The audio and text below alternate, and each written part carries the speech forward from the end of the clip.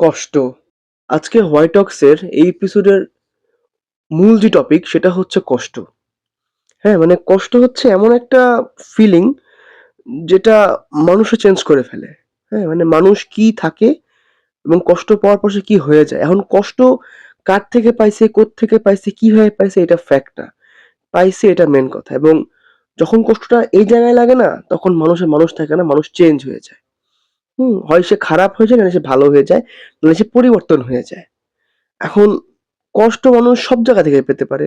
বন্ধুর থেকে, পরিবার থেকে, যেকোনো জায়গা থেকে, দূরের লোকের থেকে, কাছের লোকের থেকে, এটা ফ্যাক্ট না। কিন্তু এটা এমন একটা না, মানে ফিলিং, এটা প্রকাশ করার মতো না। এখন চোখ দিয়ে পানি বের হইলেও বা মনটা ভেঙে গেলেও এটা কিন্তু কোনো মানে প্রকাশ করার মতো না। হুম অ্যান্ড কষ্ট নিয়ে আর কি বলবো, সবার জীবনে কষ্ট আছে। ভিডিওটা ভালো লাগলে অবশ্যই লাইক এন্ড সাবস্ক্রাইব করে দিবেন। Thank you.